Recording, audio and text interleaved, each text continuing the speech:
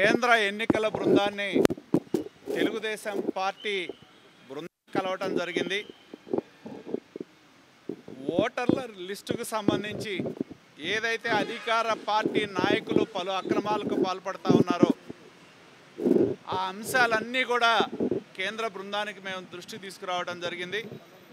ముఖ్యంగా ఏదైతే బల్క్గా గుంపుగత్తగా ఫామ్ 7లు పెట్టి తెలుగుదేశం పార్టీ సానుభూతి పరులు ఓట్లు తీయటానికి రాష్ట్ర వ్యాప్తంగా కొన్ని నియోజకవర్గాల్లో ప్రత్యేకించి అధికార పార్టీ ఎమ్మెల్యేలు తెల్ల కాగితాల మీద రాసిచ్చినా తీసుకుంటున్న విధానాన్ని మేము కేంద్ర ఎన్నికల బృందం దృష్టికి తీసుకెళ్ళాం.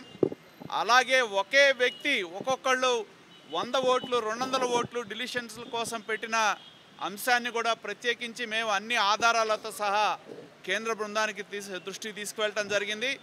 అలాగే ఎక్కడైతే పలు చోట్ల అక్రమాలు జరుగుతూ ఉన్నాయో గ్రామ స్థాయిలో ఉన్న బిఎల్ఓలు అక్కడ ఓట్లు తొలగించాలని రికమెండ్ చేసిన ఏఈఆర్ఓ ఈఆర్ఓ స్థాయిలో వాటిని ఆమోదించకుండా అధికార పార్టీకి అనుకూలంగా చేసిన అంశాలను కూడా మేము దృష్టికి తీసుకువెళ్ళడం జరిగింది.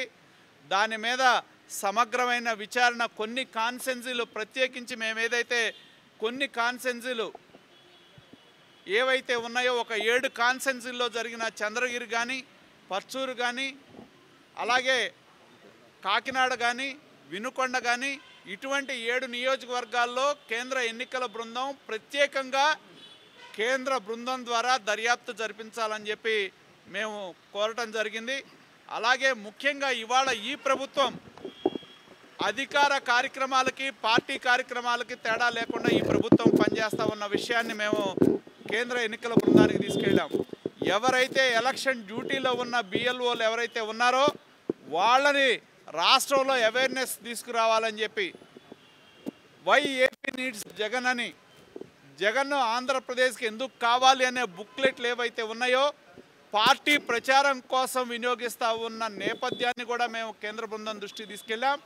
అలాగే కొన్ని చోట్ల ఆ బుక్లెట్లు పంపిణీ చేయలేదని బిఎల్ఓగా ఉన్న అధికారులకు ఎక్కడైతే మెమోలు ఇష్యూ చేయడం జరిగిందో దాన్ని ఆధారాలతో సహా మేము కేంద్ర బృందం దృష్టికి తీసుకెళ్ళాం.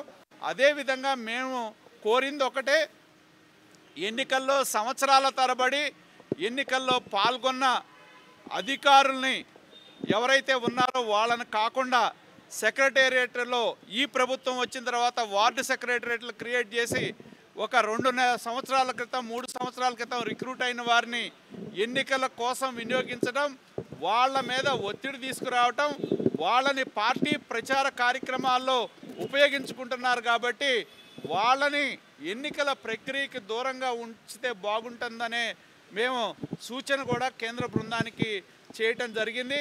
అలాగే వివిధ అంశాలు కొంతమంది అధికారులు కేంద్ర ఎన్నికల కమిషన్ చేసిన అబ్జర్వర్లు కూడా కొన్ని చోట్ల తాము వ్యక్తిగతంగా అధికార పార్టీ నాయకులతో పాల్పడటం కానీ కొంతమంది అధికారులు కుల సంఘాల మీటింగులకు అటెండ్ అవ్వటం కానీ దీనివల్ల అబ్జర్వర్లను వేసిన రాష్ట్రంలో ఉన్న వారిని ఉపయోగం లేకుండా ఉంటుంది. కాబట్టి మేము కేంద్ర బృందాన్ని డిమాండ్ చేసింది ఏంటంటే పక్క రాష్ట్రాలకు సంబంధించిన వారిని ఈ యొక్క ఓటర్స్ ఎన్రోల్మెంట్కి సంబంధించిన వాటి మీద అబ్జర్వర్లుగా వేయాలని చెప్పి మేము డిమాండ్ చేయడం జరిగింది.